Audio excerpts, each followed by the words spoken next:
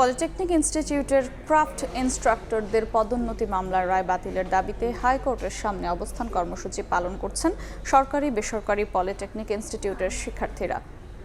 সকালে হাইকোর্টের মাজার গেটের সামনে অবস্থান নিয়ে কর্মসূচি শুরু করেন তারা। শিক্ষার্থীরা জানান, ক্রাফট ইনস্ট্রাক্টরদের মূল কাজ ল্যাব পরিচালনায় সহায়তা করা এবং প্র্যাকটিক্যাল ক্লাসের যন্ত্রাংশ সরবরাহ করা। তারা কখনোই শিক্ষক হওয়ার যোগ্যতা রাখে না বলেও দাবি করেন পলিটেকনিক শিক্ষার্থীরা। একই দাবিতে কয়েকদিন আগেও আন্দোলন করে সারা দেশের পলিটেকনিক ইনস্টিটিউটের শিক্ষার্থীরা। পরে এই মামলার রায় স্থগিত করে 18 মে শুনানির দিন ধার্য করে আদালত। ক্রাফট ইনস্ট্রাক্টরদের জুনিয়র ইনস্ট্রাক্টর পদোন্নতির রায় পুরোপুরি বাতিল না হলে কঠোর আন্দোলনের হুঁশিয়ারি দেন শিক্ষার্থীরা। উদয় দৃষ্টিতে আমাদের এই রায়টি নিষ্পত্তি করে দেয়, তাহলে আমাদের কারিগরি সেক্টরের আবার পূর্বের যে স্বাভাবিক অবস্থা ছিল সেই অবস্থায় আমাদের ফিরে যাওয়া সম্ভব। 4 বছর পর আমি ডিপ্লোমা ইঞ্জিনিয়ারিং শেষ করবো। একজন ডিপ্লোমা ইঞ্জিনিয়ারিং পড়া শিক্ষার্থীর শিক্ষক কি কোনোভাবে একজন এইচএসসি পাশ করা কেউ হতে পারে? কোনোভাবেই হতে পারে না। এই মুহূর্তে হাইকোর্টের সামনে আছেন রিপোর্টার তোহা খান তামিম, সরাসরি যাচ্ছে তার কাছে। তামিম, ক্রাফট ইনস্ট্রাক্টর পদের যে পদোন্নতির যে মামলা, সেই পদোন্নতির মামলাটি স্থগিত করেছিলেন আদালত। কিছুক্ষণ আগে শুনানি হয়েছে এবং সেটিতে আদালত বলেছেন যে সেটি স্থগিতই থাকবে। এমন একটি খবর আসলে শিক্ষার্থীদের পক্ষ থেকে জানানো হয়েছে। তো বলা যায় যে এখনও তারা এখানে অবস্থান কর্মসূচি পালন করছেন এবং তারা তাদের যে পরবর্তী কর্মসূচি, সেই পরবর্তী কর্মসূচি তারা আসলে ঘোষণা করবেন।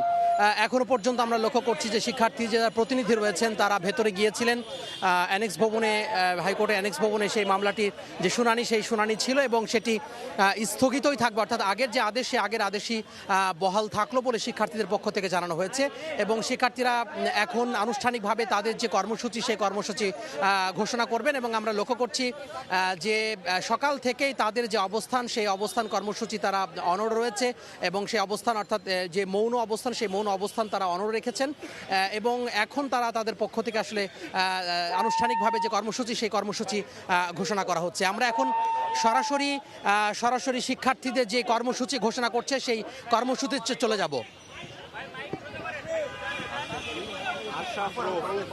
আসসালামু আলাইকুম, আমি মোহাম্মদ পাশফিক ইসলাম, কেন্দ্রীয় প্রতিনিধি এবং প্রধান বিভাগীয় সমন্বয়কারী, কারিগরি ছাত্র আন্দোলন বাংলাদেশ। আজকে সকলে আপনারা অবগত আছেন 57-21-2024 যে মামলাটা করা হয়েছিল ক্রাফট ইনস্ট্রাক্টরদের পক্ষ থেকে, যে মামলা মূল বিষয় ছিল জুনিয়র ইনস্ট্রাক্টর পদে ক্রাফট ইনস্ট্রাক্টরদের 50% পদোন্নতি। এই মামলার আজকে একটি শুনানি হওয়ার কথা ছিল, সেই শুনানি আজকে সম্পন্ন হয়েছে। আমরা শুনানির সময় আমাদের প্রতিনিধি দল আদালত চত্বরে এখানে উপস্থিত থাকলেও শুনানির সময় অ্যাটর্নি জেনারেলের সামনে উপস্থিত ছিলেন না।